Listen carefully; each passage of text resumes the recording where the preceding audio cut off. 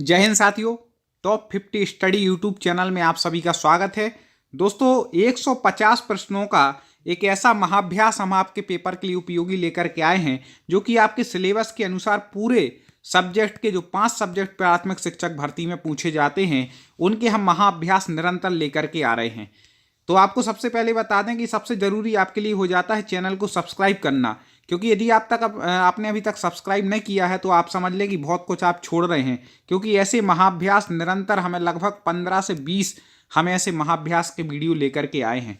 कुछ पहले भी अपलोड हो चुके हैं, वो छूट गए हो तो देख लीजिएगा, लेकिन आगे के लिए आप चैनल को सब्सक्राइब क्लिक कर लें जिससे कि आगे जो भी वीडियो आए वह आप तक पहुंचते जाएं और एक भी वीडियो आपसे मिस ना हो। तो आपके हर सब्जेक्ट की तैयारी तो हम कराते ही हैं। आज आपके पांचों सब्जेक्ट के 30-30 प्रश्न क्रम से बाल विकास, पर्यावरण, गणित, हिंदी, संस्कृत, जो आपके 5 30-30 नंबर के पूछे जाते हैं वैसे लेकर के आए हैं। वीडियो को पूरा देखिएगा, लाइक जरूर करिएगा। चलो शुरू करते हैं। जो इसमें जो पहला प्रश्न दिया है ये चूंकि मैं पिछले वीडियो में इस पर चर्चा कर चुका हूं, मैंने पीडीएफ पूरी बना रखी है आपके लिए अलग अलग, तो आगे आज वहां से चर्चा करते हैं। चलिए तो अब यहां से 30 प्रश्न लेते हैं। परामर्श का उद्देश्य है, ठीक है, पहले बाल विकास के 30 प्रश्नों पर चर्चा आएंगे, सारे क्रम से आपको मिलेंगे पांचों सब्जेक्ट के। तो परामर्श का उद्देश्य क्या है? जो अपन परामर्श करते हैं तो बच्चों को समझाना है, ठीक है, बच्चों से परामर्श करते बच्चों को समझाना है, बच्चों की कमियों का कारण का पता लगाना, ये भी ठीक है, बच्चों को समायोजन में सहायता प्रदान करना, ये भी ठीक है। तो उपर्युक्त सभी इसका उत्तर ठीक हो जाए। कमेंट में आप भी उत्तर बताते जाना हमारे बताने से पहले। देखें, शिक्षा मनोविज्ञान की दृष्टि से निम्न में से कौन सा कथन सत्य है? ठीक है, निम्न में से कौन सा कथन सत्य है शिक्षा मनोविज्ञान की दृष्टि से? तो आप जल्दी देख लें, 3 में से ही सत्य है, चौथा आपको बताने की जरूरत है। 3 में से बता दें, ए, बी, सी या डी, तो आपको बता दें इसका उत्तर हो जाएगा ए, अपने बच्चे अपने ज्ञान का सृजन स्वयं करते हैं। बहुत महत्वपूर्ण वीडियो हमारे चैनल पे आपको मिल जाएंगे हर सब्जेक्ट के। आपको तो यूट्यूब पर देखना है टॉप 50 स्टडी, सर्च कीजिए और आप अपनी पढ़ाई शुरू कर दीजिए। बच्चों में नैतिकता की स्थापना के लिए सर्वोत्तम मार्ग है। बच्चों में यदि नैतिकता की स्थापना करनी है तो सर्वोत्तम मार्ग क्या है? तो बच्चे सीखते किससे हैं? शिक्षक से। तो क्या हो जाएगा इसका कि शिक्षक का आदर्श रूप में व्यवहार करना। शिक्षक यदि अच्छा व्यवहार करेगा तो बच्चों में नैतिकता की भी स्थापना होगी। कमेंट में आपको अच्छी स्पीड से बताना है, क्योंकि हमें समय बचाना है, 150 प्रश्नों पर चर्चा करनी है हमें एक ही वीडियो में, वो भी 5 सब्जेक्ट की। इसलिए आप थोड़ी स्पीड बढ़ाएं, कमेंट में उत्तर देते जाएं हमारे बताने से पहले। लाइक जरूर कर देना। शिक्षक एवं विद्यार्थी के मध्य में संबंध होना चाहिए, बहुत महत्वपूर्ण, कई बार पूछा गया है ये प्रश्न। कैसा संबंध होना चाहिए शिक्षक और विद्यार्थी में? तो स्नेह का, बिल्कुल स्नेह का तो होना चाहिए, विश्वास का भी होना चाहिए, सम्मान का भी होना चाहिए। तो ये सभी इसका उत्तर ठीक हो जाएगा। आगे देखते हैं, एक अच्छा अध्यापक विद्यार्थियों के मध्य बढ़ावा देता है। किस चीज का बढ़ावा देता है? एक आप अच्छे अध्यापक हैं तो अपन 4 में से किस चीज की सबसे ज्यादा बढ़ावा देंगे विद्यार्थियों के बीच में?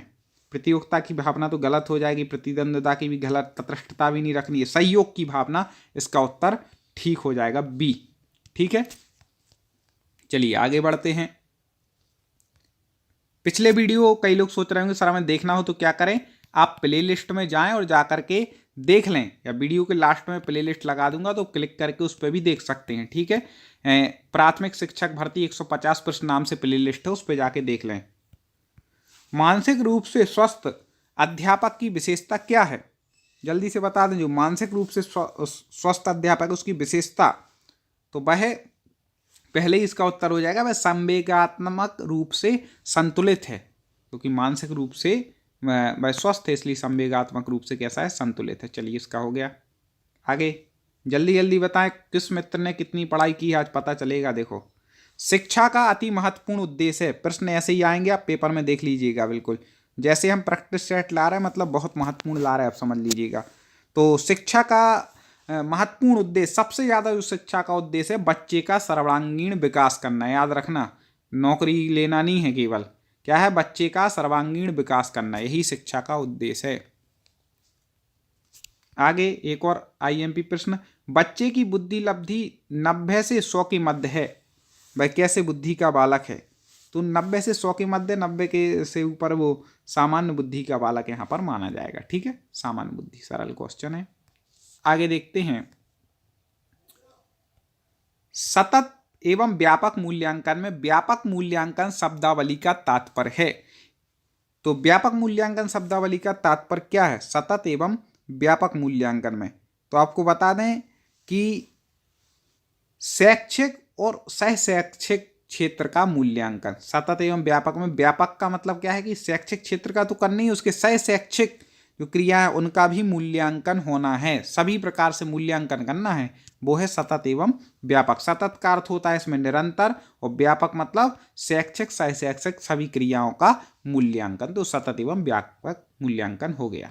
ठीक है, पूरा हम आराम से समझा के बता रहे कि इससे संबंधित कोई भी आपको प्रश्न आ जाए आप गलत करके नहीं आएंगे, और जिसने हमारे अभ्यास देख लिए उनके तो गलत उन्हें करने ही नहीं।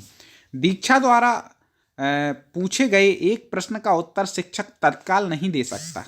शिक्षक की प्रतिक्रिया क्या होनी चाहिए? मान लो कोई दीक्षा नाम की बच्ची है, उसने एक प्रश्न पूछा, अब वो शिक्षक तत्काल नहीं दे सकता उसका उत्तर, तो शिक्षक की प्रतिक्रिया क्या होगी? जल्दी से दीजिए। तो शिक्षक क्या करें? आप स्वयं शिक्षक हैं तो क्या करेंगे? तो शिक्षक क्या करेगा कि शिक्षक द्वारा इस प्रश्न का सही उत्तर बाद में समझ करके दे सकते हैं, कोई दिक्कत थोड़ी ना है। तो शिक्षक द्वारा इस प्रश्न का सही उत्तर बाद में समझ कर देना चाहिए, ऐसा नहीं कुछ भी गलत सलत बता दिए। याद रखिएगा, जब भी पढ़ा रहे हैं अपन पे नहीं आता तो साफ बोल दो इसका मैं देख के बताऊंगा उत्तर, गलत नहीं बताना है। ठीक है, आगे देखते हैं, लेकिन आपको कमेंट में जरूर सही बताते जाना है। बच्चों की जिज्ञासा शांत करनी चाहिए। कैसे करनी चाहिए बच्चे की जिज्ञासा? जल्दी कमेंट में उत्तर दे दें।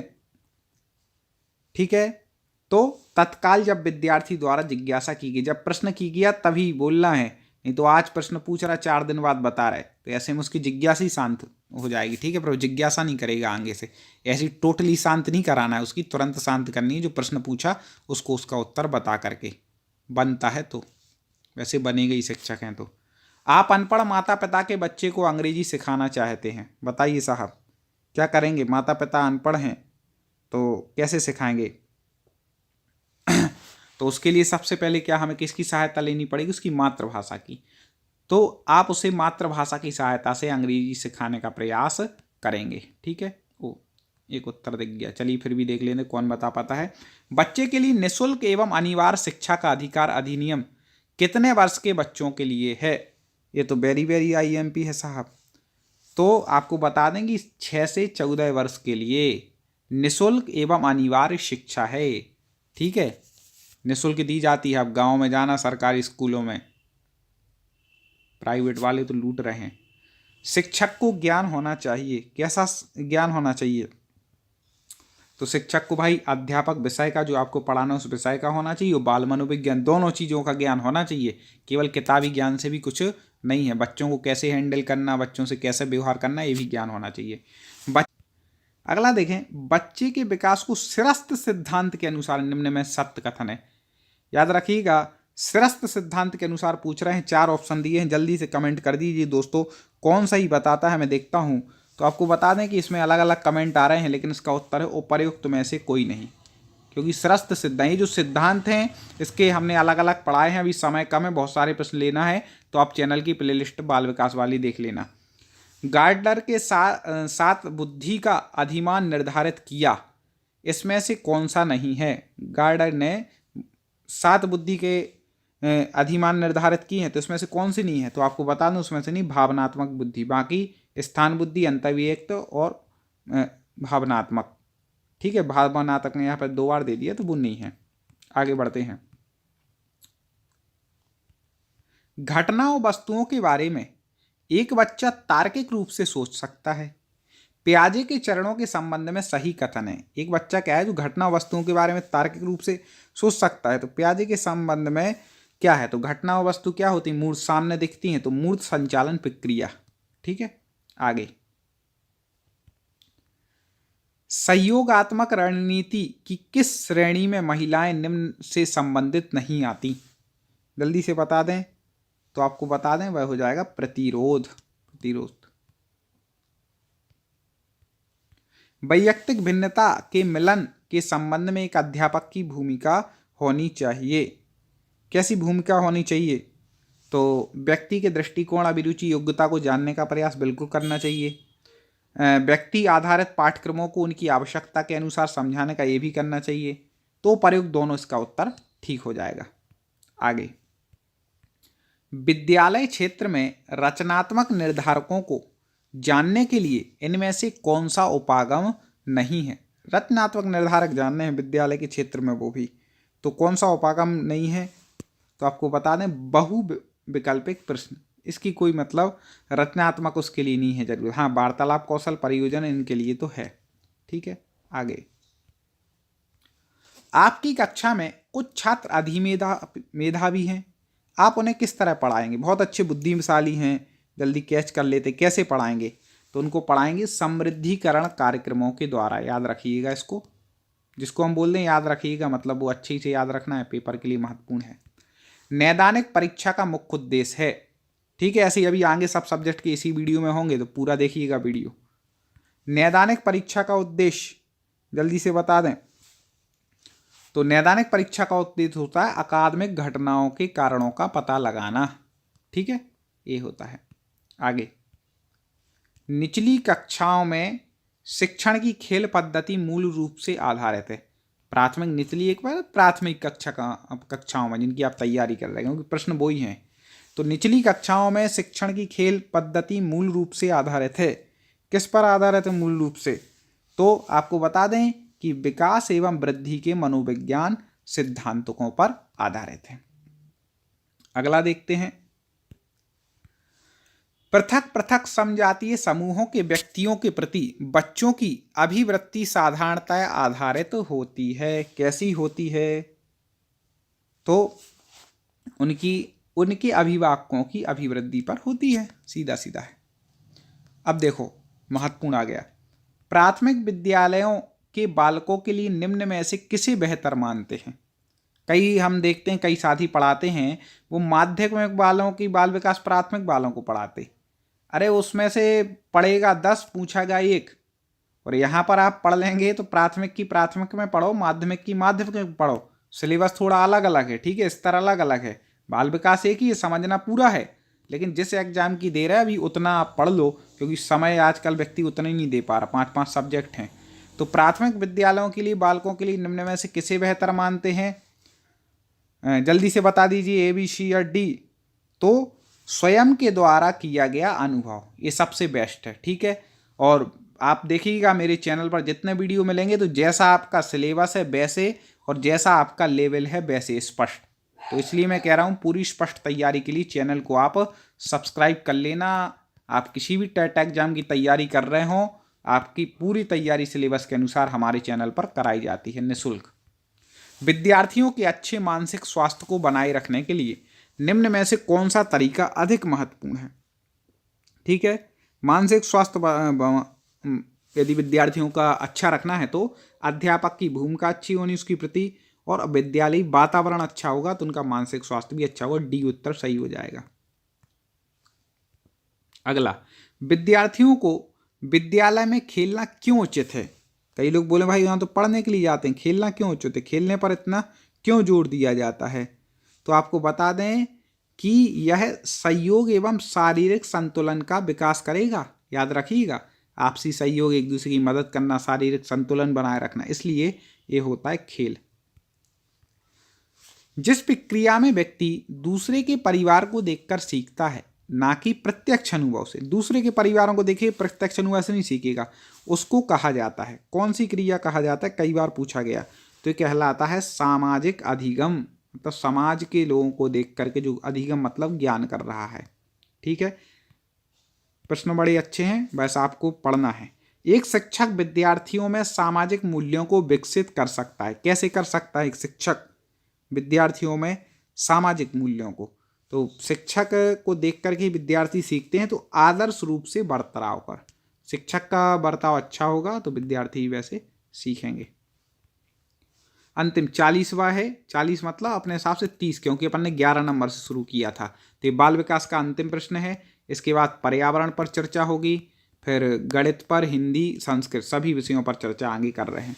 तो कौन सा सिद्धांत व्यक्त करता है कि मानव मस्तिष्क एक बर्फ की बड़ी चट्टान के समान ने जो कि अधिकांशता छिपी रहती है उस एवं उसमें चेतन के 3 स्तर हैं। कौन कौन से वो 3 स्तर हैं, जल्दी से बता दीजिए।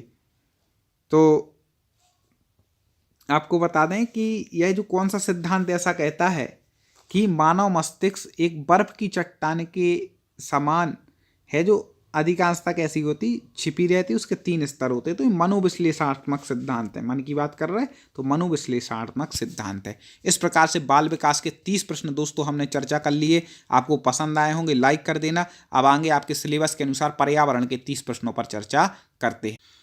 पर्यावरण में देखें पहला प्रश्न, कमेंट में आप भी उत्तर बताते जाइएगा। ओजोन परत क्या अवशोषित करती है, जल्दी से बता दें। ओजोन परत क्या अवशोषित करती है, तो आपको बता दें कि ओजोन परत जो है वह क्या हानिकारक जो परावैंगनी किरणें हैं उनको, विकिरणों को क्या कर लेती है, अवशोषित कर लेती है। तो परावैंगनी किरणों को वह क्या करती है, ओजोन परत अवशोषित कर लेती है। हमारे बताने से पहले आपको कमेंट में उत्तर बतलाना है, ये चीज याद रखिएगा, ठीक है। चलें देखें अगला। 2 नवंबर 2007 को निम्नलिखित में से किस तूफान ने बांग्लादेश पर हमला किया।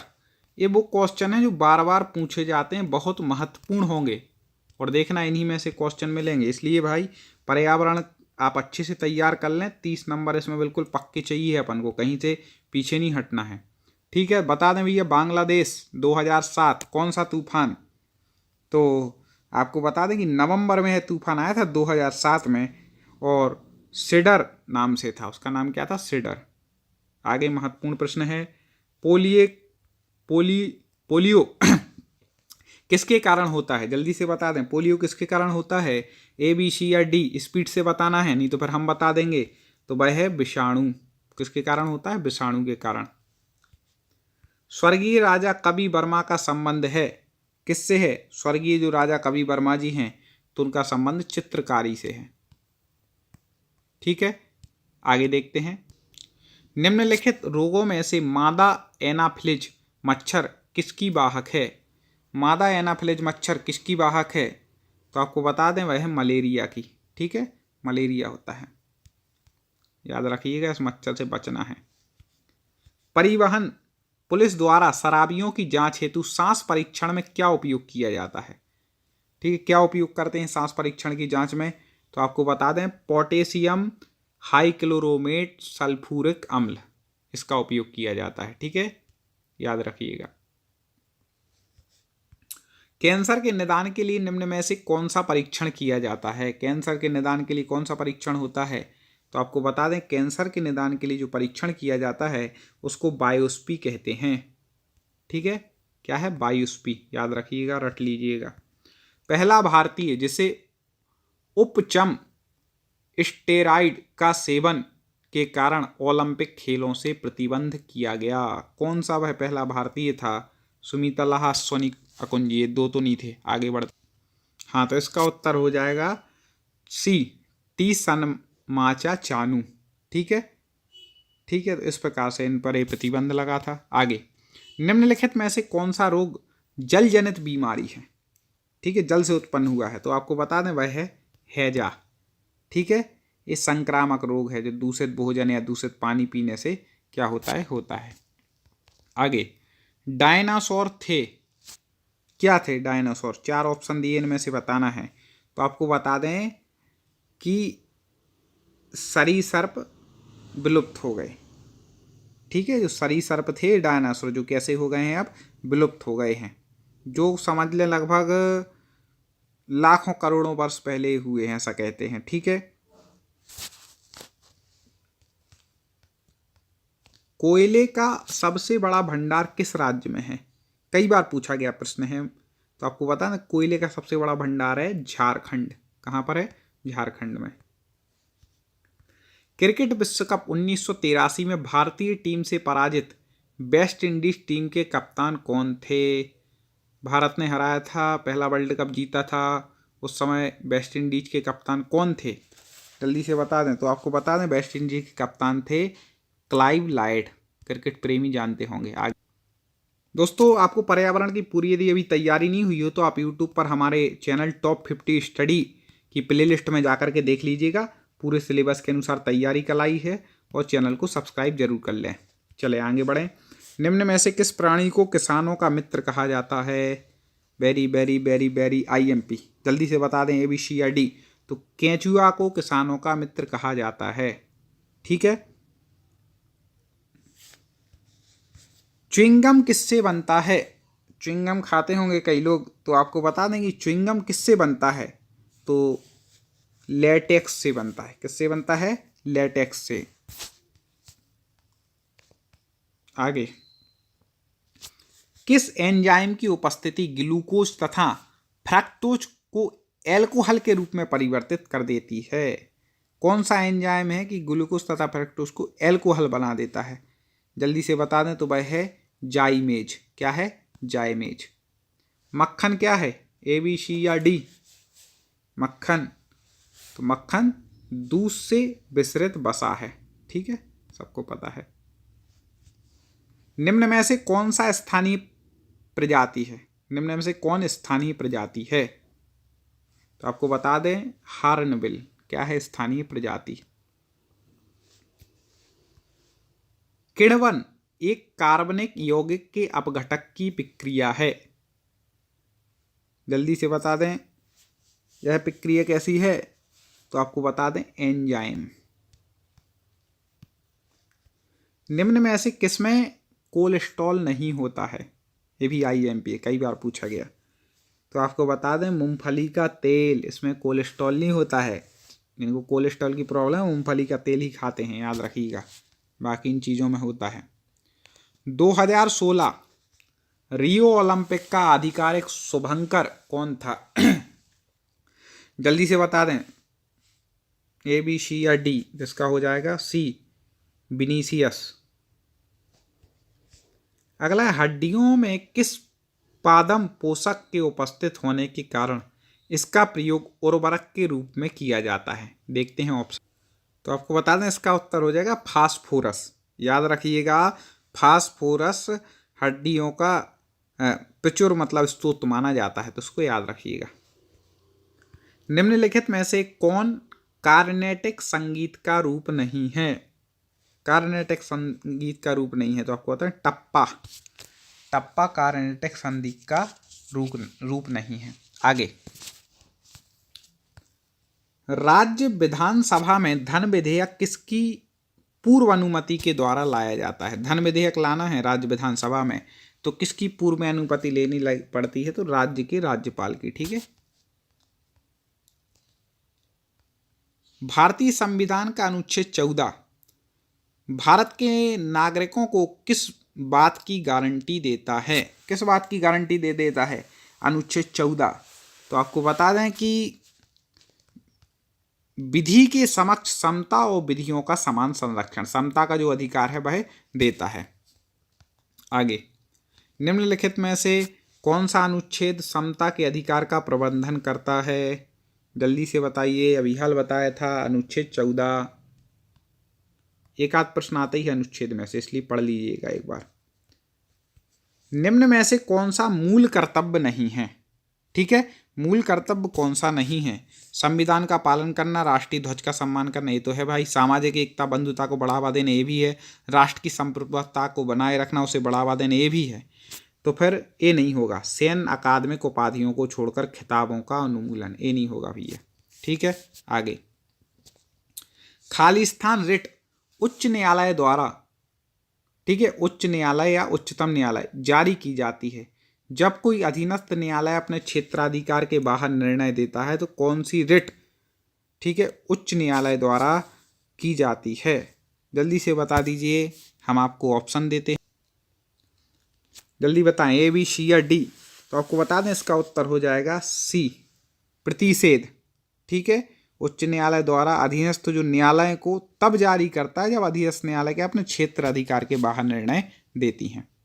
आगे, राष्ट्रपति जो है, राष्ट्रपति किस क्षमादान शक्ति के तहत दंडादेश की सजा को प्रतिस्थापित करके कम कर सकते हैं? राष्ट्रपति के पास अधिकार होता है कि सजा को भी कम कर दें, तो वह जल्दी से बता दीजिए। तो इसका उत्तर हो जाएगा ए लघुकरण, लघु मतलब कम करना, ठीक है, तो ये उनका अधिकार है। एक शिक्षक शिक्षिका पर्यावरण अध्ययन के, ये पेडागोजी संबंधित है, शिक्षण के लिए एकीकृत उपागम का प्रयोग करते हैं। वे निम्न में से क्या करेंगे? शिक्षक या शिक्षिका हैं और क्या कर रहे हैं?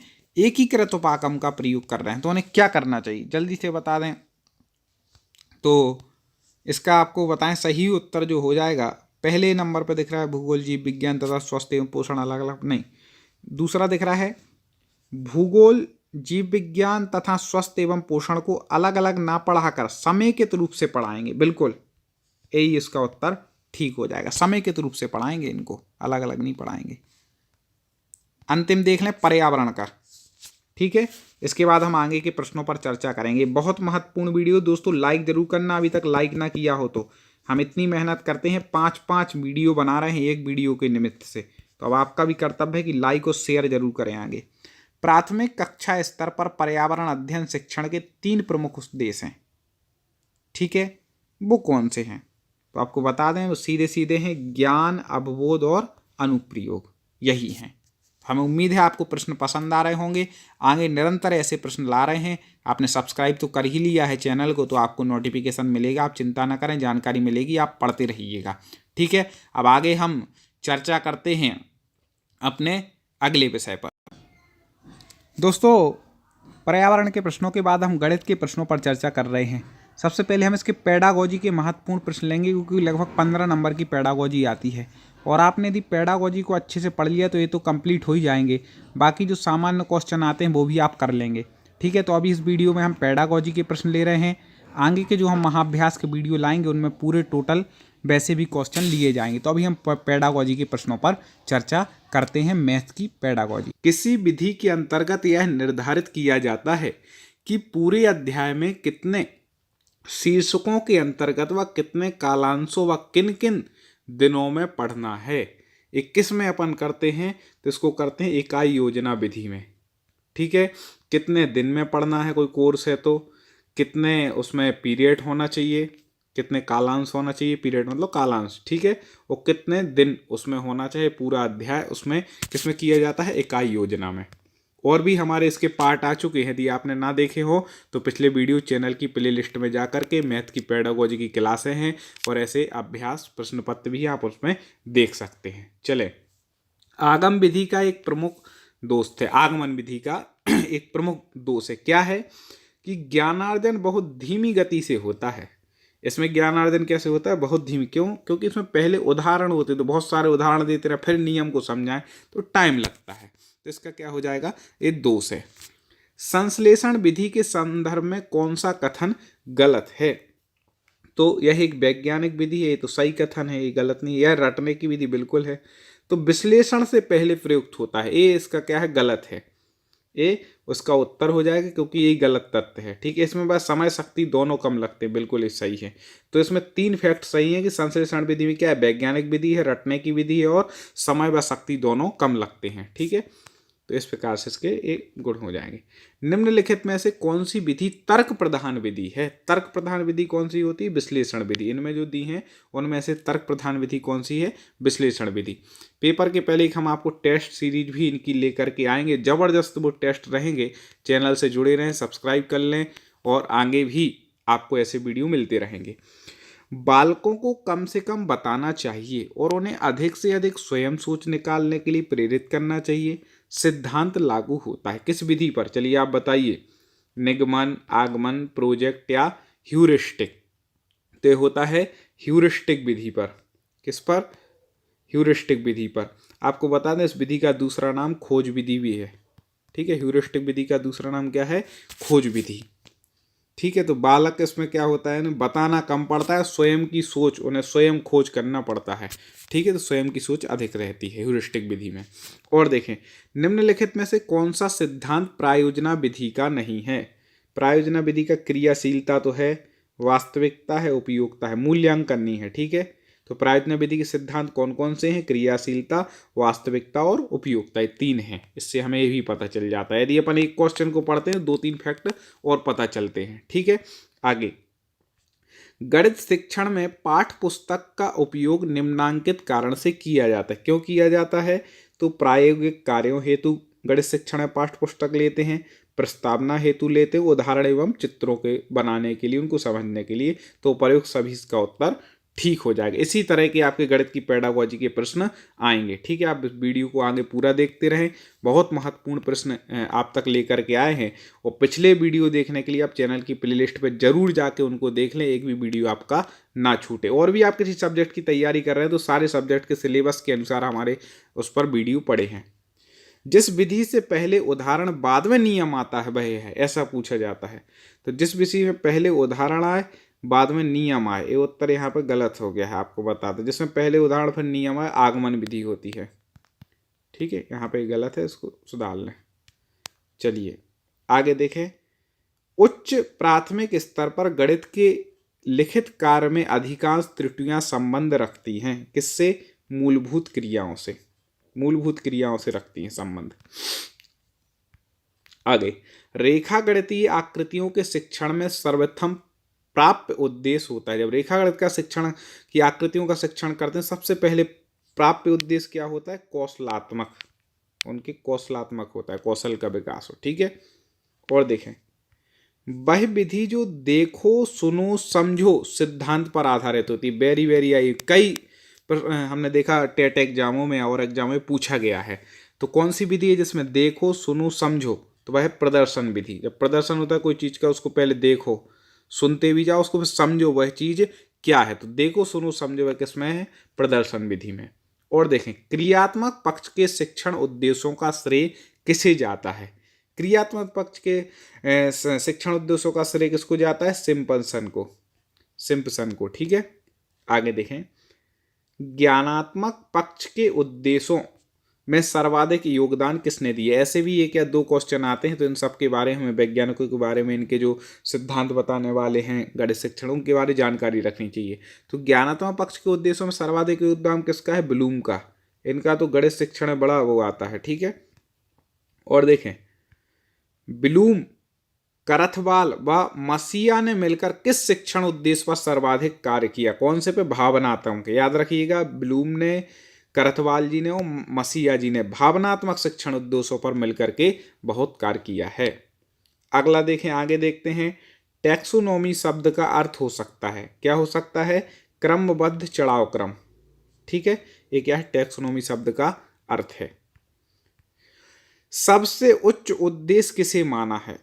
ज्ञानात्मक पक्ष की अपेक्षा सबसे उच्च उद्देश्य क्या है? मूल्यांकन, ये मेन उद्देश्य होता है। ठीक है, इस प्रकार से बहुत सारे क्वेश्चन हैं, आगे भी हम इसको पढ़ रहे हैं। उससे पहले आपको बता दें कि ऐसे बहुत सारे क्वेश्चन हैं। हमारे 10 लगभग पार्ट रहेंगे, आपको लगभग 200 क्वेश्चन बताएंगे। उन 200 में से आप यदि पढ़ लेंगे तो बहुत सा एक आत्मविश्वास आपको गणित को लेकर के जगेगा, पेडागोजी को। और देखिए, गणित की भी कक्षाएं हमारे चैनल पे अपलोड हो चुकी हैं, कुछ कुछ होती जा रही हैं। ठीक है, इसलिए चैनल से जुड़े रहें। बालक में स्वाभाविकरण की क्रिया किस पक्ष से जुड़ी हो सकती है? बालक में जो स्वाभाविकरण की क्रिया किस पक्ष से? तो प्रत्यक्षीकरण से जुड़ी रह सकती है। और देखें, ब्लूम ने किस आधार पर अधिगम के लिए उद्देश्य निर्धारित किए? किस आधार पर? व्यवहारिक परिवर्तन के आधार पर। ठीक है, साधारणतः एक फिल्म स्ट्रिप में कितने फ्रेम होते हैं? फिल्म स्ट्रिप होती है, इसमें साधारणतः कितने फ्रेम होते हैं? 20 से 30 फ्रेम होते हैं। इस प्रकार के भी क्वेश्चन आते हैं। और देखें, त्रिभुज की रचना हेतु आवश्यक उपकरण व सामग्री क्या होनी चाहिए? त्रिभुज बनाना है तो आवश्यक उपकरण सामग्री क्या होनी चाहिए? तो देखो क्या क्या है। एक तो कंपास होना चाहिए बच्चे के पास। ठीक है, पैमाना होना चाहिए जिससे वो लाइन सीधी खींच चुके, और पेंसिल, क्योंकि बनाएंगे तो भाई पेंसिल से ही। ठीक है, तो दोस्तों अब हम चर्चा करने वाले हैं हिंदी के प्रश्नों पर, जो कि आपकी टेट परीक्षा के लिए बहुत महत्वपूर्ण रहते हैं। वो भी हम प्रश्न छाट करके ले आए हैं। तो हिंदी के प्रश्नों पर चर्चा होगी, इसके बाद संस्कृत के जो महत्वपूर्ण प्रश्न हैं उन पर चर्चा होगी। तो दोस्तों वीडियो को पूरा देखें। चलिए शुरू करते हैं। हिंदी के प्रश्न हैं। सबसे पहले है, नीली साड़ी में कौन सा विशेषण है? नीली साड़ी में आपको विशेषण बताना है कि कौन सा है। तो आपको बता दें, नीला क्या है? संख्या तो है नहीं, परिमाण भी नहीं है, एक प्रकार का छोटा बड़ा होता है परिमाण, और सार्वनामिक भी नहीं है, तो क्या हो जाएगा? गुणवाचक। ठीक है, ये क्या हो जाएगा, गुणवाचक हो जाएगा। अब ये देख लिया करें तीन कौन से नहीं है। आप हमारे वीडियो पढ़ेंगे प्रैक्टिस सेट जितने भी अभी तक हम लेकर के आए हैं, तो आपको ये हम जरूर बताते तीन क्यों नहीं, जिससे चौथा आपका परफेक्ट आंसर हो जाए। अगला देखें, निम्नलिखित में से कौन सा स्वर नहीं है। तो आ स्वर है, ऊ है, ए भी है, या नहीं है, यहाँ व्यंजन है।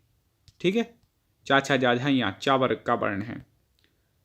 रमा प्लस ईस बराबर रमेश, यह किस प्रकार की संधि है। तो हम पहले ही बता चुके कि हमारे यूट्यूब चैनल टॉप 50 स्टडी पर संधि की पूरी बहुत अच्छी ट्रिक है और कई सारे प्रश्न भी हैं अलग से। तो जिनको देखना हो तो जाके यूट्यूब पर सर्च करके देख सकते हैं और पूरी संधि को ट्रिक के साथ पढ़ भी सकते हैं। देखें, तो रमा धन ईस हमने ट्रिक में बताया था कि ऊपर एक मात्रा हो, चाहे वह एक ही हो चाहे वह ओ की मात्रा हो, गुण संधि होगी। ठीक है, एक मात्रा आपको किसी शब्द में दिख जाए, देखना आप, जैसे रमेश है यहाँ पे, महेश होता तो भी गुण संधि होती, जिनेश होता, गणेश होता, कोई भी शब्द होता एक मात्रा वाला, गुण संधि। वृद्धि में दिखती हैं दो मात्राएं, जैसे महोषधि, महोश्चर्य, ठीक है, मतैक, ऐसे। तो गुण में एक मात्रा, ऐसी ट्रिक है हमने पूरी बताई है यार की, आप देख सकते हैं। निम्नलिखित में से कौन सा शब्द क्रिया विशेषण है।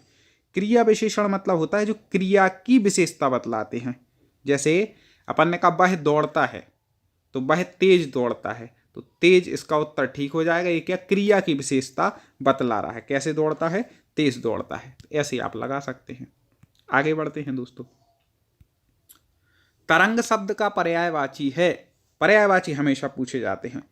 तो तरंग शब्द का पर्यायवाची पुष्कर तो है नहीं, तालाब का है, कूल भी नहीं है, जलधि भी समुद्र का होता है, तालाब इसमें हो जाएगा, हाँ उर्मी हो जाएगा। ठीक है, उर्मी दिया है चौथे नंबर पे, उर्मी मतलब तरंग हो जाएगा। जो शब्द क्रिया की विशेषता बतलाते हैं उन्हें क्या कहते हैं। लो अभी हमने बताया था, जो क्रिया की विशेषता बतलाएं वो क्या है, क्रिया विशेषण। कमेंट में आप दोस्तों उत्तर बताते जाइए, हमारे बताने से पहले आपका कमेंट में उत्तर आ जाए। निम्नलिखित में से किस वाक्य में सकर्मक क्रिया है। सकर्मक मतलब जो कर्म से सहित क्रिया होती है उसको सकर्मक क्रिया कहते हैं। ठीक है, जो कर्म से सहित क्रिया है। तो आपको बता दें कि यहाँ पर उत्तर जो हो जाएगा वह है, बच्चे छत पर पतंग उड़ा रहे हैं। ठीक है, ठीक है, तो बच्चे यहाँ पर क्या हो गए, कर्ता हो गए, और छत पर क्या उड़ा रहे हैं, पतंग। ठीक है, पतंग क्या हो गए यहाँ पर, कर्म हो गया, और उड़ा रहे हैं क्या हो गई, क्रिया हो गई। ठीक है, पतंग कर्म है, उड़ाना क्रिया है, और बच्चे कर्ता हैं, याद रखिएगा। निम्नलिखित में ऐसे कौन सा चिन्ह योजक चिन्ह के रूप में प्रयोग किया जाता है। योजक चिन्ह के रूप में कौन सा चिन्ह प्रयोग किया जाता है, जल्दी से बता दीजिए दोस्तों। तो आपको बता दें कि योजक चिन्ह के रूप में अपन इस चिन्ह का प्रयोग करते हैं, ऐसे बीच में लगा देते ना, योजक वही है। आगे, निम्नलिखित में से कौन से वाक्य में अपूर्ण वर्तमान काल का प्रयोग हुआ है। पूर्ण नहीं, अपूर्ण वर्तमान काल का प्रयोग किस वाक्य में हुआ है।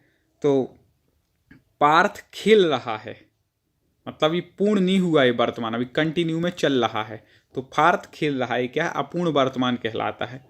ठीक है, जो इंग्लिश में प्रेजेंट कंटिन्यूअस टेंस बोलते हैं ना, वो अपूर्ण वर्तमान है इसमें। ठीक है, एक प्रकार से अभी पूर्ण नहीं हुआ लेकिन पूरा हो जाएगा, ये पक्का है। निम्नलिखित में से कौन से वाक्य में संदिग्ध भूतकाल का प्रयोग हुआ है। ये वाक्य से संबंधित क्वेश्चन तो आते ही हैं दोस्तों। तो संदिग्ध भूतकाल का प्रयोग किस वाक्य में हुआ है। मतलब संदिग्ध मतलब संदेह हो पहले में, जैसे मैंने निबंध लिखा है तो फाइनल है, इसमें कोई संदेह नहीं है। मैंने निबंध लिखा है तो फाइनल है। मैं निबंध लिखा होगा, हाँ मैंने निबंध लिखा होगा, कोई उन्हें वो नहीं हो रहा, संदिग्ध है कि हाँ भाई लिखा होगा मैंने पहले, और भूत की बात है इसलिए। ठीक है, तो सी ठीक हो जाएगा। कमेंट में उत्तर बताते जाइएगा। निम्नलिखित में से कौन सा शब्द मूल शब्द का पर्यायवाची नहीं है। ठीक है, मूल शब्द का पर्यायवाची नहीं है, ये आपको बतलाना है। जैसे झूठ है, तो झूठ शब्द के पर्यायवाची आपको बतला दें कि कौन कौन से होते हैं। तो मिथ्या तो होते ही हैं, झूठ मतलब। मृषा भी होता है, मृषा मतलब झूठ। असत्य वचन को भी झूठ ही कहते हैं, तो असत्य भी है। हाँ, वचन जो है, वचन मतलब सामान्य वाणी है, बोलना है, इसलिए वचन पर्यायवाची नहीं है झूठ का। बाकी तीन इसमें पर्यायवाची हैं। ठीक है, टेढ़ा, टेढ़ा शब्द का पर्यायवाची, ठीक है, बतलाना है। तो टेला का वक्र तो होता है, अपन कहते वक्र आदमी कठोर, टेढ़ा कुटिल भी और बंक भी। घूमा नहीं है, घूमा नहीं होगा, बाकी 3 हो जाएंगे टेढ़ा शब्द के। निम्नलिखित में से सर्वोत्तम विलोम, विलोम शब्द चुनना है जो बिल्कुल सर्वोत्तम इस शब्द के लिए, अल्प शब्द के लिए है। ठीक है, अल्प मतलब होता है मतलब कम, तो अल्प के लिए सर्वोत्तम चुनना है। सर्वोत्तम में बहु, ठीक है, तो ऐसे बहुत नहीं बोलना है। ठीक है, अल्प मतलब बहु, बस कम शब्दों में काम होना चाहिए। उषा, ठीक है, उषा, उषा मतलब होता है प्रातः। ठीक है, तो यहां पर क्या हो जाएगा, संध्या। उषा काल होता है, एक संध्या काल होता है। शाम, कई लोग बोलेंगे शाम भी तो वही बात है, नहीं भैया, उषा यदि बोल रहे हैं तो यहाँ संध्या बोलना पड़ेगा, क्योंकि बिल्कुल यहाँ पर उन्होंने ऊपर लिख दिया कि सर्वोत्तम, इसका मतलब क्या, बिल्कुल सटा हुआ, बिल्कुल उसी से जैसा शब्द है वैसे ही, उसी में। तत्सम है तो बिल्कुल तत्सम ही में निकाल दीजिए, मतलब ये कहने का मतलब है इनका पर्यायवाद विलोम। निम्नलिखित में से कौन सा शब्द मूल शब्द का समानार्थक नहीं है? अब नहीं बताना, जैसे अंबर का क्या नहीं है, ठीक है, समानार्थक शब्द नहीं है। अंबर का आकाश तो है, ठीक है। अंबु मतलब क्या होता है, जल, तो जो उसके धारण करता है, अंबर। कपास, अंबर का एक कपास भी अर्थ होता है। वस्त्र तो होता ही है, सबको पता। हाँ, धातु नहीं है, तो इसका उत्तर क्या हो जाएगा, डी, धातु। ये नहीं है, बाकी 3 हैं। ध्रुव शब्द का आपको बतलाना है कौन सा पर्यायवाची नहीं है, जल्दी से बता दें दोस्तों। ध्रुव दृढ़ होता है, स्थिर होता है, अचल जो चल नहीं सकता, ठीक है, ध्रुव वो होता है, तो 3 तो हैं। हाँ, सूरज नहीं है, सूरज इसका उत्तर ठीक हो जाएगा। वहां कौन खड़ा है, वाक्य में सर्वनाम का भेद है। कौन सा सर्वनाम का भेद है, जल्दी से बता दें। वहां कौन खड़ा है, तो सबसे पहले तो आपको सर्वनाम आना चाहिए इसके लिए। तो अब कौन है, कौन कैसा सर्वनाम है, प्रश्नवाचक है, पता ही नहीं, पुरुषवाचक भी हो सकता है, स्त्री भी खड़ी हो सकती है, कुछ भी, लेकिन यहाँ क्या है, प्रश्नवाचक है भैया, कौन है, प्रश्न हो रहा है। ले चला साथ में तुझे, कनक ज्यों भिक्षुक लेकर स्वर्ण झनक में, अलंकार बताइए, जल्दी से बता दें कौन सा अलंकार है। तो आपको बता दें, ले चला साथ में तुझे, कनक ज्यों भिक्षुक लेकर स्वर्ण झनक, मतलब यहाँ पर एक प्रकार से बोले कि मैं आपको ऐसे साथ में ले जा रहा हूँ जैसे कनक ज्यों भिक्षुक, जैसे कनक कैसे ले जाता है अपनी भिक्षा, कनक जो होती है, कनक के 2 अर्थ हैं, एक सोना भी होता है आपको पता होगा, और एक कनक आटा भी होता है। तो कनक जो भिक्षुक, जैसे भिक्षुक के आटे को ले जाता है, को लेकर स्वर्ण झनक, ठीक है। इस प्रकार से यहाँ पर आपको बता दें कि यहाँ एक संभावना झलक रही कि मैं ऐसे ऐसे करके ऐसे कर लिया, तो उत्प्रेक्षा अलंकार वहाँ पर हो जाता है। तो 18 का कौन सा हो जाएगा, बी उत्तर यहाँ पर हो जाएगा। आगे बढ़ते हैं। अपहरण में किस उपसर्ग का प्रयोग हुआ है? अपहरण, जल्दी से बता दें कि अपहरण में कौन से उपसर्ग का प्रयोग हुआ है। तो अपहरण में अप उपसर्ग का प्रयोग हुआ है, अप में हरण लग गया। बुराई में लगा प्रत्यय क्या है, बताइए। बुराई, जल्दी से बता दीजिए। बुराई शब्द में प्रत्यय आपको बता दें, आई प्रत्यय हो जाएगा। कौन सा प्रत्यय, आई। निम्नलिखित में से कौन सा अव्ययी भाव समास नहीं है? अव्ययी भाव समास हमने आपको पढ़ाई थी, समास की ट्रिक पढ़ाई थी अपने चैनल पर, प्लेलिस्ट में वीडियो भी है, आप तो यूट्यूब पर सर्च करें टॉप 50 स्टडी, जा करके जरूर देख लें। तो उसमें हमने आपको बताया था कि प्रथम पद क्या होता है, अव्यय होता है, ठीक है, वही प्रधान होता है। तो जैसे प्रति, प्रथम पद अव्यय है, ठीक है। यथा भी अव्यय है, प्रति अव्यय बता दिए। तो आय और व्यय ये द्वंद्व समास का उदाहरण है, बाकी 3 जो है वह अव्ययी भाव समास के उदाहरण है। तो यहाँ पूछा गया कि अव्ययी भाव समास नहीं है, तो आय और व्यय में नहीं है, बाकी 3 में है, ठीक है दोस्तों। और देखें, दीप सा मन जल चुका है, इस पंक्ति में वाचक शब्द है। दीप सा मन जल चुका है, इस पंक्ति में वाचक शब्द क्या हो जाएगा, तो सा एक प्रकार से क्या है यहाँ पर वाचक शब्द है कि दीप सा। इंद्रियों की पहुंच से बाहर हो, उसके लिए एक शब्द, वाक्यांश के लिए एक शब्द से संबंधित है कि जो इंद्रियों की पहुंच से बाहर, उसके लिए क्या कहते हैं, इंद्रियों की पहुंच से बाहर मतलब अतीन्द्रिय, ठीक है। ऐसे आगे, निम्नलिखित में से कौन सा शुद्ध रूप है, शुद्ध रूप बतलाना है। अतिशयोक्ति कैसे लिखा जाता है, तो ये उति है, ये तो उति है, अति सेयोक्ति है, ये सयोक्ति है, सा पूरा होता है, याद रखिएगा। तो ए उत्तर इसका ठीक हो जाएगा, बाकी 3 गलत हैं। आगे, वाणी प्लस औचित्य का सही संधि विक्षित होगा। जल्दी से कमेंट में उत्तर बता दें। वाणी प्लस औचित्य का सही संधि होगा, तो आप ये भी बता दें कौन सी संधि है। तो आपको बता दें कि इसका जो संधि विक्षित हुआ है, ई के बाद आ रहा है एक प्रकार से, तो ई को क्या हो जाएगा, या हो जाएगा, तो वाण्योचित हो जाएगा, यण संधि। ठीक है, वाण्योचित हो जाएगा यण संधि में। हमने बताया था या के पहले कोई आधा शब्द आ जाए तो आपको क्या, कौन सी संधि लगानी है, यण संधि ट्रिक भी बताई थी, यहाँ पे आप लगा भी सकते हैं। वाण्योचित, वाणी प्लस औचित, ई के बाद कोई भिन्न स्वर आ रहा है, औ आ रहा है एक प्रकार से, तो इस प्रकार। चलिए अब 30 महत्वपूर्ण संस्कृत के प्रश्न, जो कि बहुत ही महत्वपूर्ण हैं और ऐसे ही प्रश्न आएंगे, इसलिए बिल्कुल ध्यान से पढ़िएगा। संस्कृत के 30 प्रश्नों के अंतर्गत देखते हैं। पहला प्रश्न इसमें देखें, इसके पहले जो 30 प्रश्न थे वो हम चर्चा कर चुके थे, अलग से हमने महत्वपूर्ण प्रश्नों की PDF बनाई है जो पूछे जाने की संभावना है। तो ऐसे क्रम से हर वीडियो में जो 150 प्रश्नों का अपन महाअभ्यास ला रहे हैं, उनमें हम संस्कृत के लाते जाएंगे। देखिए, ज्ञाने शब्द में कौन सी विभक्ति है, ज्ञाने शब्द में कौन सी विभक्ति है, तो आपको बताने कि ज्ञानी शब्द जो है वह सप्तमी विभक्ति में बनेगा। ठीक है, आगे कमेंट में आप भी उत्तर बताते जाइएगा हमारे बताने से पहले। एक सर्वनाम शब्द के सभी विभक्ति सभी वचनों में कितने पद होते हैं। सर्वनाम शब्द है, उसके सभी विभक्ति सभी वचनों में कितने पद होते हैं, जल्दी से आप बता दीजिए। तो आपको बता दें कि उसमें जो पद होंगे वह होंगे 21, 7 21। यहाँ पर ने डी गलत दे दिया है, आप सुधार लीजिएगा।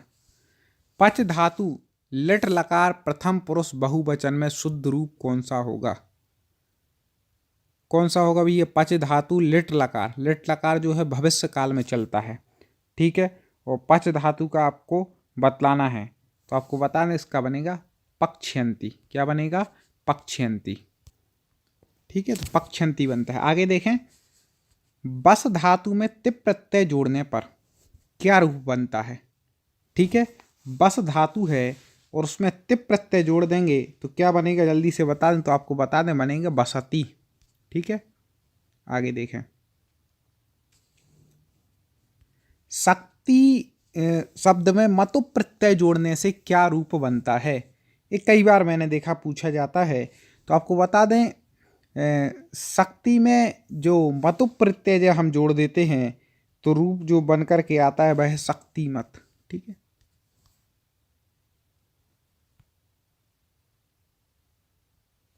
आगे रूपवती। ठीक है, शब्द है, उसमें प्रत्यय रूप में प्रकृति प्रत्यय क्या है। ठीक है, कौन सा मूल शब्द है, कौन सा प्रत्यय है। तो रूपवत धन गीप प्रत्यय लगाने से क्या बनता है, रूपवती बनता है। स्त्री प्रत्यय है गीप। ठीक है, तो रूपवत प्लस गीप से रूपवती बन जाएगा। आगे देखें, भाषा का प्रयोग कितने रूपों में होता है, जल्दी से बता दें। भाषा का प्रयोग तो आपको बता दें 2 रूपों में होता है भाषा का प्रयोग। प्रत्येक वर्ग में कितने वर्ण होते हैं, तो प्रत्येक वर्ग में 5 वर्ण होते हैं। ठीक है,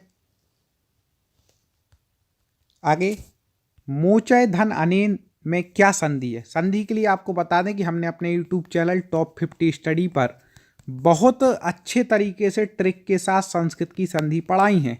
आपने ना देखी हो तो ज़रूर देख लें, और दोस्तों चैनल को सब्सक्राइब कर लेना, जिससे कि आगे वाले कोई भी संस्कृत के वीडियो हम पढ़ा रहे हैं तो वो ना छूटे। क्योंकि संस्कृत की पूरी व्याकरण, संधि हो, समास हो, उपसर्ग हो, प्रत्यय हो, विलोम हो, कारक हो, विभक्ति हो, शब्द रूप हो, धातु रूप हो, हर चीज़ हम बहुत सी पढ़ा चुके हो, बहुत से वीडियो लाते रहते हैं।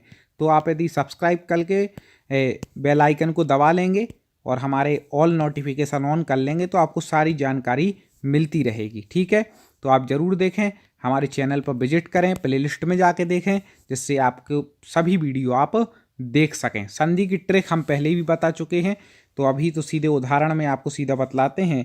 तो 39 में आपको सही बता दें कि इसका सही उत्तर हो जाएगा मोचय धन अनेन, तो आपको बता दें यहाँ पे या में आ है और यहाँ आ है, तो आ और आ मिलकर के बड़ा हो जाएगा दीर्घ स्वर संधि के अंतर्गत, तो मोचयानेन हो जाएगा। ठीक है, हमने आपको ट्रिक में बताया था कि बीच में बड़ा आ दिखे या बड़ी ई दिखे ऐसे लगा लेना, और यहाँ पर तोड़ने पर भी प्लस के इस तरफ भी आ है, प्लस के इस तरफ भी समान वर्ण है, तो आकाश सवर्ण दीर्घा शब्द से दीर्घ स्वर संधि यहाँ पर हो जाएगी। ठीक है, अगला देखें, बिना शब्द की योग में कौन सी विभक्तियां होती हैं? बिना विभक्ति हमने पढ़ाई है, तो अलग अलग इसके सूत्र हैं। तो बिना शब्द के योग में कौन कौन सी विभक्ति होती है? तो आपको बता दें द्वितीया, तृतीया और पंचमी, ये 3 विभक्तियां बिना शब्द के योग में होती हैं। डी उत्तर इसका ठीक हो जाएगा। आपको कमेंट स्पीड से करना है हमारे बताने से पहले। कौन सा संख्या शब्द सदा द्विवचन में रहता है? ठीक है, कौन सा संख्या शब्द हमेशा द्विवचन में रहता है? तो जो द्विवचन में रहेगा वो द्वि तो रहेगा, त्रि तो बहुवचन में आ जाए, चतुर भी बहुवचन में, एक वचन में, इसलिए। आगे है, क्रमवाचक शब्द बनाने के लिए पुल्लिंग में कौन सा प्रत्यय जुड़ता है? जल्दी बता दें, क्रमवाचक शब्द बनाने तो पुल्लिंग में कौन सा प्रत्यय? तमाह प्रत्यय जुड़ जाएगा। ठीक है, तमाह। आत्मना शब्द में कौन सी विभक्ति है? कई बार पूछी गई, मैंने देखा है। तो आत्मना शब्द क्या है? प्रथमा विभक्ति, आत्मा शब्द का प्रथमा। आगे देखें, त्वम शब्द रूप पद किस शब्द से निष्पन्न हुआ है? त्वम। ठीक है, आपने अस्मद युष्मद के आप रूप जरूर पढ़ लेना, क्योंकि इनसे क्वेश्चन आता है। तो युष्मद में से क्या निकला है? तुम। ठीक है, तुम। अहम वगैरह पूछ लें तो अस्मद में से, ऐसे याद रखिएगा। युष्मद मतलब होता है तुम। ठीक है, ऐसे। आगे देखें, अहसन क्रियापद में कौन सा वचन है? जल्दी से बता दीजिए, अहसन में कौन सा वचन है क्रियापद में? हाँ दोस्तों, कौन बताता है सबसे पहले सही उत्तर? तो आपको बता दें कि अहसन शब्द में बहुवचन है। ठीक है, आ उपसर्ग दा धातु लिप प्रत्यय जोड़ने पर, ये समझ जाइएगा, आ उपसर्ग दा धातु लिप प्रत्यय जोड़ने पर कौन सा शब्द बन जाएगा? तो आपको बता दें, वह बन जाएगा आदाय। क्या बन जाएगा? आदाय। लिप में से या बचेगा केवल, बाकी आप मिला दीजिए। ऐतिहासिक प्रत्यय रूप में प्रकृति प्रत्यय है, कई बार पूछा गया है। ऐतिहासिक में कौन सी प्रकृति है और कौन सा प्रत्यय है? तो आपको बता दें कि इतिहास में इतिहास शब्द है और ढक प्रत्यय है। ठीक है, इतिहास शब्द में ढक प्रत्यय लगाने से क्या बनता है? ऐतिहासिक बनता है, याद रखिएगा। पाठक में टाप प्रत्यय जोड़ने पर क्या बनता है? पाठक में टाप प्रत्यय यदि आप जोड़ देंगे तो क्या बन जाएगा? तो बनेगा पाठिका। ठीक है, आगे, किसी भाषा के लिखने में प्रयुक्त होने वाले चिन्ह क्या कहलाते हैं? भाषा को लिखते हैं तो जो चिन्ह प्रयुक्त होते हैं वह क्या कहलाते हैं? वह लिपि। ठीक है, अब एक कमेंट में उत्तर आप बता दीजिए, मैं पूछ रहा हूँ, पहले ही बता चुका हूँ। संस्कृत भाषा की लिपि कौन सी है? ठीक है, ये उत्तर आप बताइए, संस्कृत भाषा की लिपि क्या है? चलें आगे देखें, जिन वर्णों का उच्चारण करते समय मुख की वायु घर्षण पूर्वक बाहर निकलती है तो वो कौन से वर्ण कहलाते हैं?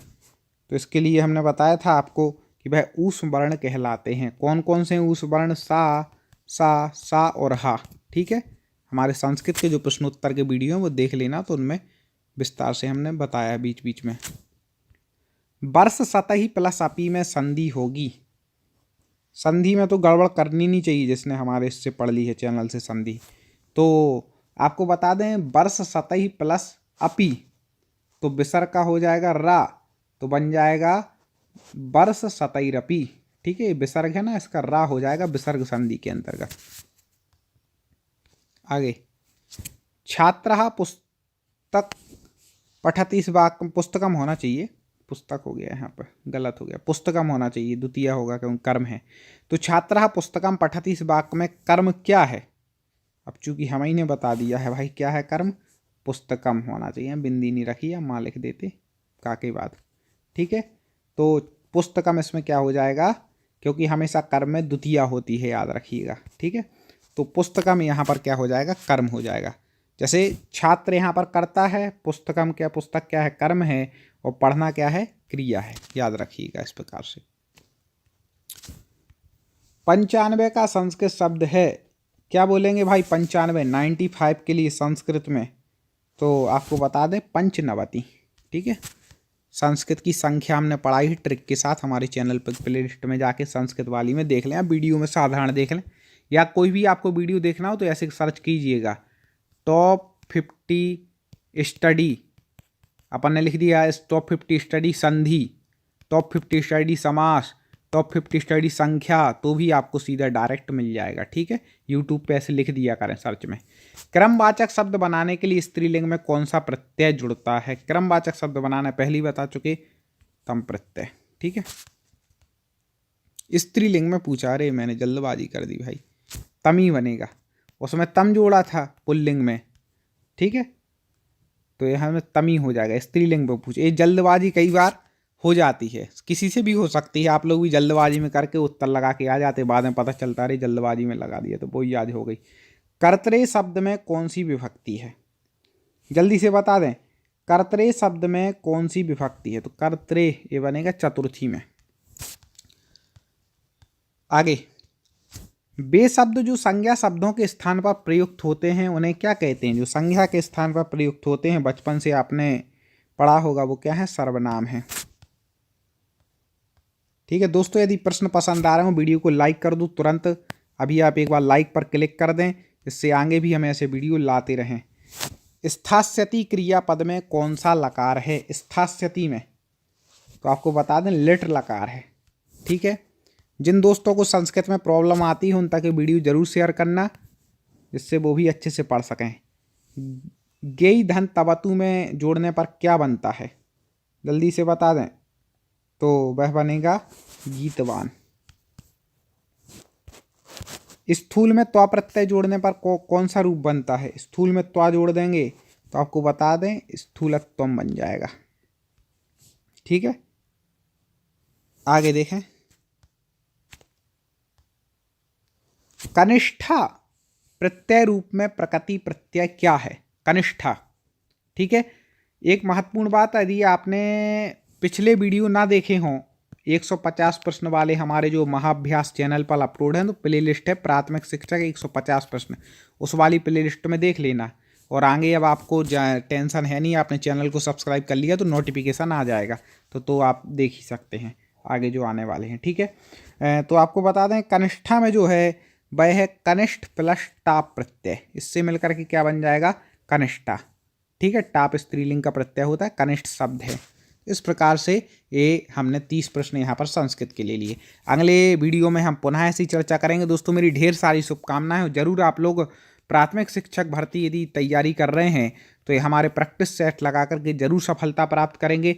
अच्छे अच्छे प्रश्न हम छांट करके ला रहे हैं, अब आपका कर्तव्य है कि उनको याद करें, समझें और ऐसी तैयारी करें जो आपको सफलता दिला जाए।